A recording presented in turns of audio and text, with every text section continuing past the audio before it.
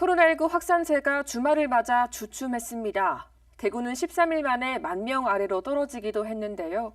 정부는 오늘부터 사적 모임 최대 인원을 8명으로 늘리는 등 방역 기준을 완화했습니다. 보도에 천혜열 기자입니다. 정부가 오늘부터 다음 달 3일까지 새로운 사회적 거리 두기를 시행했습니다. 아직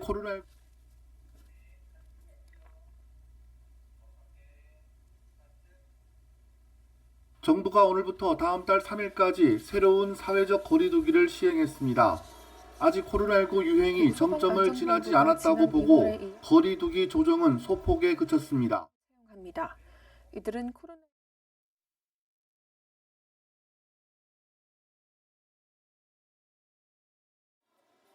정부가 오늘부터 다음 달 3일까지 새로운 사회적 거리 두기를 시행했습니다. 아직 코로나19 유행이 정점을 지나지 않았다고 보고 거리 두기 조정은 소폭에 그쳤습니다. 가장 눈에 띄는 것은 사적 모임 인원을 최대 6명에서 8명으로 확대했다는 겁니다. 아동이나 노인, 장애인 등 돌봄이 필요한 사람이 포함되어 있다면 8인 이상도 모일 수 있습니다.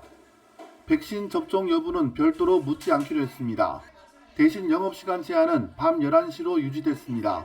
식당이나 카페, 술집, 노래방, 목욕탕, PC방 등 12개 업종은 밤 11시 이후에는 문을 닫아야 합니다. 소상공인들은 영업시간 제한이 11시로 유지된 데 대해 아쉬움을 드러냈습니다.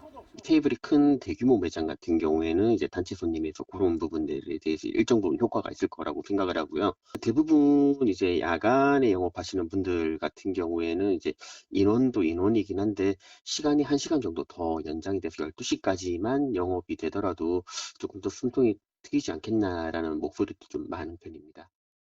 오늘 0시 기준 국내 코로나19 신규 확진자는 20만 9천여 명으로 집계됐습니다.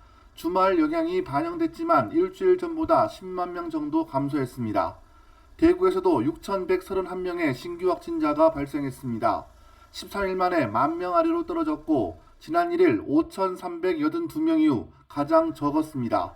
그러나 대구만 보더라도 중증 환자 전담 치료 병상 가동률은 79.8%로 여전히 높고 집중 관리 중인 재택 치료자도 16,000명이 넘는 상황입니다.